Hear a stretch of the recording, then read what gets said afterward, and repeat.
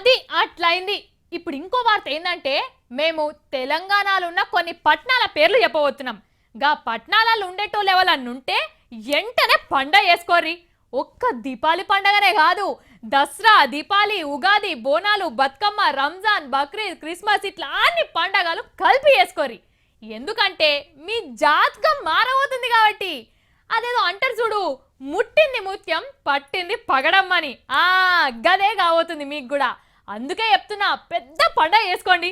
చూడబోతే హైదరాబాదు, వరంగల్, కరీంనగర్, ఖమ్మము, వికారాబాదు, నిజామాబాదు ఇట్లా ఈ 6 పట్టణాలలో ఉన్న పబ్లిక్ రొట్టెలన్నీ ఇరిగి నేతి ఒట్టులో పడుతున్నట్టే ఉన్నాయి. ఇక ఎందుకట్లా అంటే ఇక ఇదివరకు సంది మీ ఉట్టుట్టి సిటీలు కాదట, స్మార్ట్ సిటీలు కాబోతున్నాయట.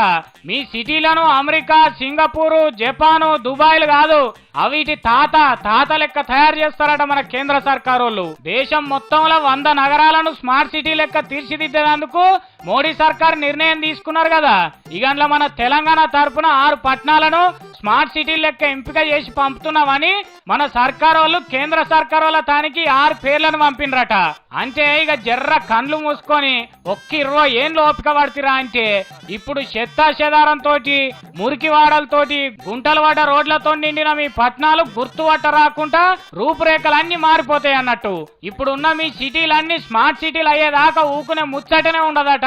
ఎంత ఖర్చన్నా గానీ వెనకపోయే ముచ్చటనే లేదంటున్నారు మోడీ సర్కారు వాళ్ళు. వేల కోట్ల రూపాయలు బడ్జెట్ల కేటాయిస్తూనే ఉంటారట.